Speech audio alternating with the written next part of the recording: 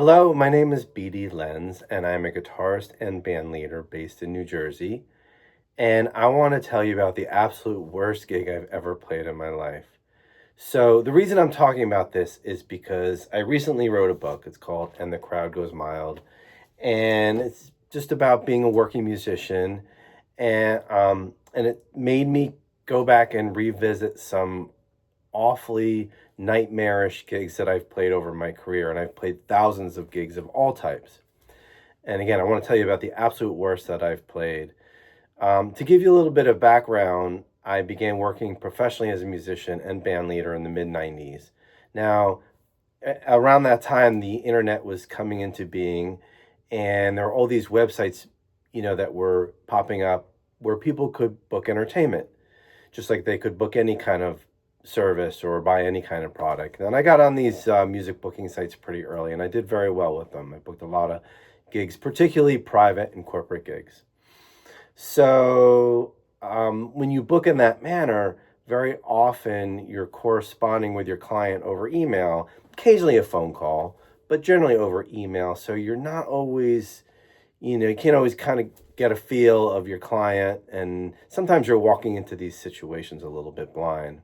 Anyway, I booked this particular gig in the early 2000s. I was contacted by a student at Princeton University. This student was a member of an eating club. Now, Princeton University doesn't have traditional sororities and fraternities. They have what are called eating clubs. These are co-ed organizations, and they sort of serve the same purpose.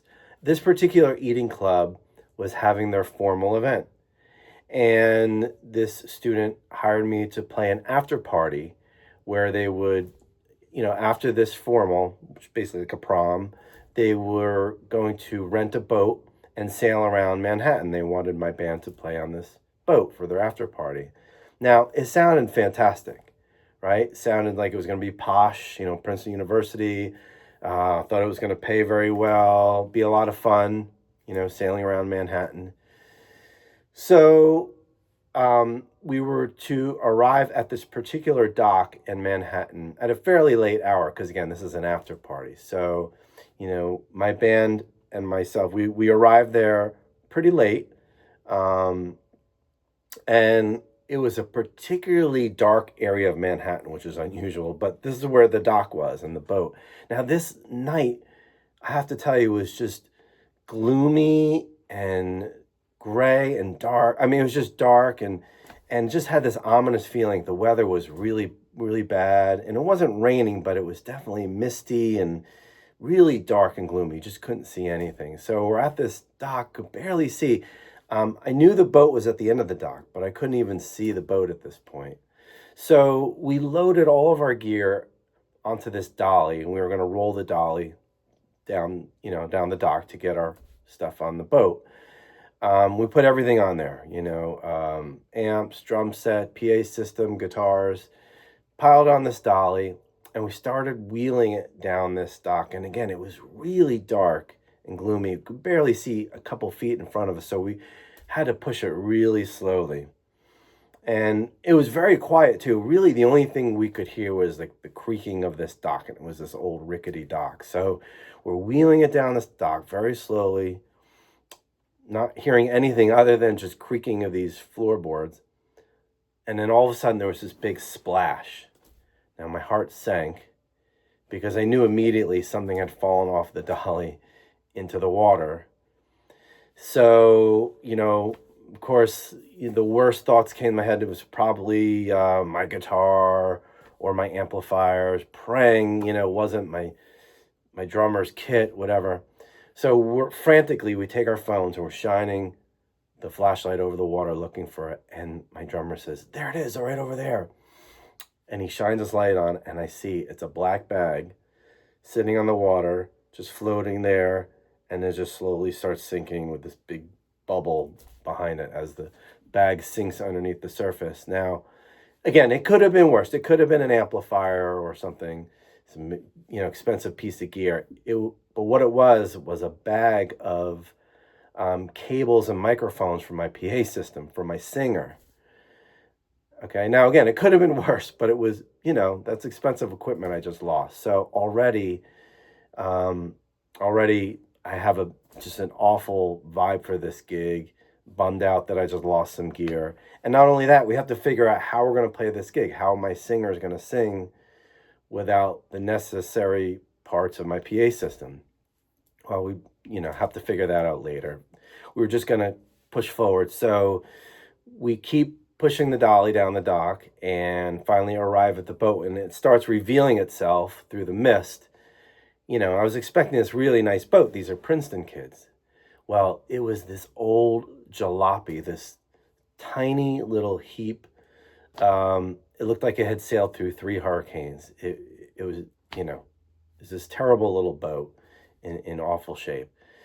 But nevertheless, that was our venue for the night. So we start loading our equipment onto the boat. Now it was really small. And, we were basically set up in the cabin of this boat. We could really barely fit the 4 of us and our gear in the cabin.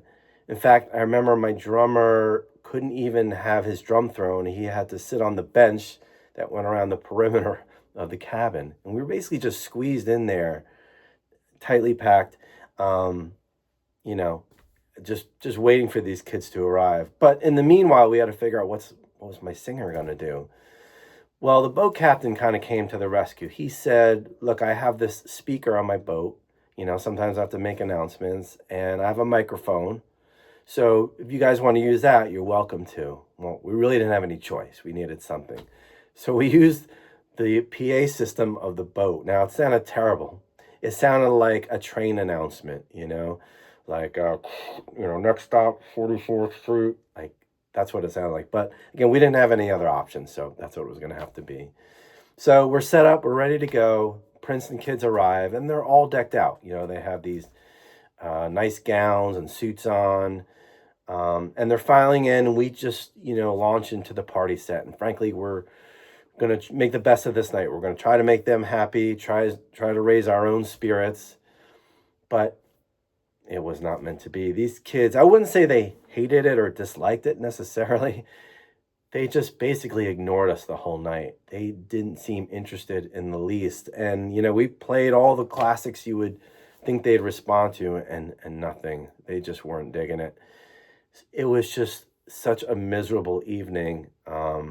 So again, we're basically stuck in this tiny little boat cabin playing for these kids who could care less that we were even there. I'd already lost this expensive equipment. Sounded terrible because my singer's singing through the boat PA. It was just a miserable evening, and I couldn't wait until it was over. And I counted the minutes.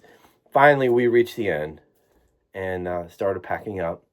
And the student who had hired me came over, and he gave me an envelope full of cash. And I counted it, and I counted an extra $100 in there. Now, it's not uncommon to get a tip on a private gig. I mean, $100 is not very much, but whatever, it's something, and it was still very much appreciated. Maybe it'll buy me one of the cables I had to replace. So, like a good band leader, I paid everybody what I owe them, plus an extra $25 each.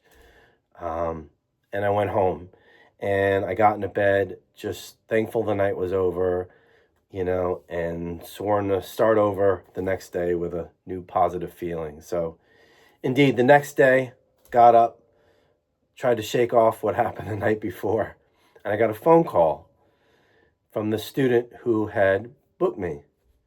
And he said, hey man, I gave you an envelope of cash last night. Did you notice there was an extra $100 in there? And I said, yeah, I did.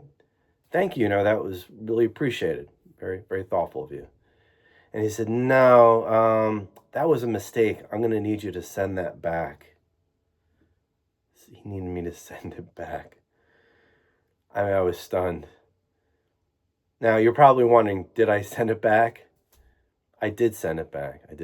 And as I say in my book, I knew that someday this kid was going to be some mega hedge fund manager, and I didn't want him coming after me for compound interest. So I did send it back.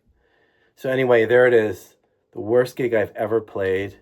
I hope my pain can serve as your entertainment. And please check out the book. There's a link to it in the description below. Thanks for listening.